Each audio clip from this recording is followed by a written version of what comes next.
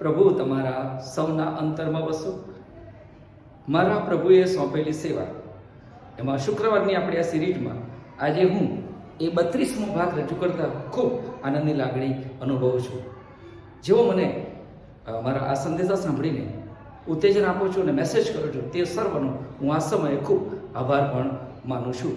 અત્યારે તમે જુઓ કે નાતાલની તૈયારી ચાલી રહી છે અને બધા જ ઘરોમાં એ સાફ સફાઈનું કામ ચાલે છે. માળિયા સાફ થાય છે, જાડી ઝાપા સાફ થાય છે અને બારીઓને લૂછવામાં આવે છે અને બહુ સરસ સ્વચ્છ રાખવામાં પ્રયત્ન થાય છે.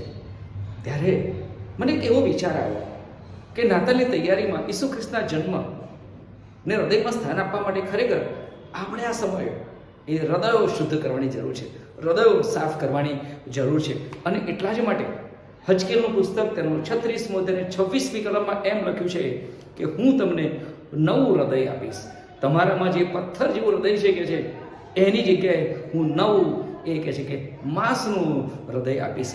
જે હૃદય શુદ્ધ હશે, જે હૃદય સંવેદના અનુભવતું હશે, જે હૃદય કહે છે કે બીજા પ્રત્યેની લાગણી ધરાવતું હશે, અનુકંપા હશે, જે હૃદયમાં બીજાના દર્દ અને મુશ્કેલી કહે છે કે સમજતું હશે.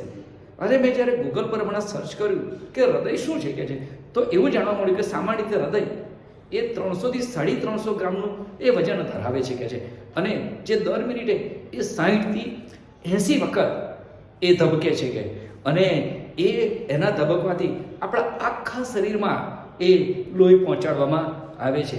અને એવું કહેવાય છે કે વિશ્વમાં હૃદયરોગના જે દર્દીઓ છે એમાં 50% દર્દી તો એકલા ભારત દેશમાં છે. અને બાઇબલમાં, પવિત્ર બાઇબલમાં 1000 કરતાં વધારે વખત એ હૃદયનો ઉલ્લેખ કરવામાં આવ્યો છે. અને એમ કહી શકાય કે છે કે ભાઈ આપણા હૃદયમાં ખરેખર જોવા જઈએ ને તો એવું લખી શકાય છે કે કોના હૃદયમાં શું છે એ આપણે જાણી શકતા નથી. આપણી બાજુમાં બેઠેલી વ્યક્તિ એ આપણા માટે એના હૃદયમાં શું છે એ તમે એનું નહીં જાણી શકતા. જો જાણી શકીએ ને તો જોડે બેસવાનો સંબંધ ના રહે, બોલાવવાનો સંબંધ ના રહે, કેમ છો એમ પણ ના પૂછાય, એની સાથે કોઈ વ્યવહાર ના કરીએ. અને એટલા જ માટે ઈર્મિયા પ્રબોધક 17મો અધ્યાય અને 9મી કલમમાં બાઇબલમાં એવું લખે છે કે હૃદય એ સૌથી કપટી છે કે છે એને કોણ જાણી શકે છે. અને આપણો પ્રભુ એ તમારા હૃદયમાં શું છે એ જાણી શકે છે. અને એટલા માટે હું તમને પવિત્ર બાઇબલનો એક પ્રસંગ કહું કે જે એવું છે કે પ્રભુ ઈસુ ખ્રિસ્ત એ યોહાનની લખેલી સુવાર્તા અને તેનો 4થા અધ્યાયમાં બાઇબલમાં આ પ્રમાણે લખ્યું છે કે બપોરના સમયે એ પ્રભુ કહે છે કે સમરૂનમાં એક કૂવા પાસે થાકેલા હતા બેઠા હતા અને ત્યારે એક સમરૂની સ્ત્રી એ પાણી ભરવા માટે આવે છે અને કહે છે કે એ પ્રભુ એને કહે છે કે તું મને પાણી આપ. અને એ વાતચીત દરમિયાન પછી એ કહે છે કે પ્રભુ એમ કહે છે કે હું તને જે પાણી આપીશ એમાંથી અનંત જીવન સુધી એ ઝર્યા કરી શકે છે. અને કહે છે કે એનાથી કે ઘણા બધા લોકોને લાભ થશે. અને ત્યારે એ સ્ત્રી કહે છે કે પ્રભુ તું એ પાણી મને આપ કે જેથી કરીને મારે અહીંયા આવવું ના પડે. અને ત્યારે પ્રભુ એવું કહે છે કે જ્યાં તું તારા વરને તેડી લાવો. ત્યારે આ સ્ત્રી એવો જવાબ આપે છે કે મારે વર નથી. ત્યારે પ્રભુ કે તું સાચું જ કહે છે, તારે 5 વર હતા અને અત્યારે તું જેની સાથે રહે છે એ તારો વર નથી. અને આ સ્ત્રી આ બાબત સ્વીકારે છે અને ત્યાર પછી પ્રભુને સ્વીકારે છે અને ઘણા બધાને કહે છે કે એ વાત જઈને કહે છે. અને બહુ સાચી વાત આજે બને છે કે ઘણી વખત એ આપણા હૃદયમાં શું છે એ કોઈ જાણી શકતું નથી. આપણે શું કરીએ છીએ એની કોઈને ખબર નથી પડતી. પતિની વાત પત્ની નથી જાણતી કે પત્નીની વાત પતિ નથી જાણતી, નથી બાળકો જાણતા, નથી આપણા સગાવાલા જાણતા, નથી મંડળી જાણતી કે નથી કોઈ બીજા કોઈ લોકો જાણતા.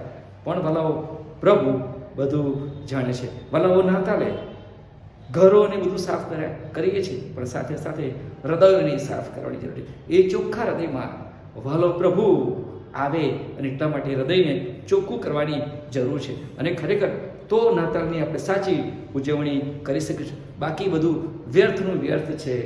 નાતાલ આવશે ને જશે, ઘર સાફ થશે ને પાછું ગંદુ થશે કે. અને જ્યારે ગંદુ હૃદય થાય ત્યારે આપણે પેલું એક ગીત ગઈએ કે પ્રાર્થના કરતા કે કાજળ કાળા પાપથી હૃદયે ડાગ પડ્યા છે લાખો, રાખી પુષ્કળ રેમ તમારી એ ડાગ વિધારી નાખો પ્રભુ મુझे પાપો ભૂંસી નાખો. અને વાલાઓ, ખરેખર પ્રભુ આપ સર્વ ઉપર એ કૃપા આપે અને આ બાબતો સમજવા માટે તમને બધાને તેની કૃપા આપે.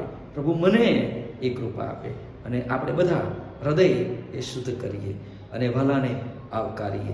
અને આ બાબત સમજવા માટે પ્રભુ આપણે બધાની સાથે રહો. અને ફરી આવતા શુક્રવારે આપણે મળીશું. ત્યાં સુધી મારો વાલો ઈસુ તમારી બધાની સંભાળ રાખો. તમને બધાને આશીર્વાદ આપો. આમીન.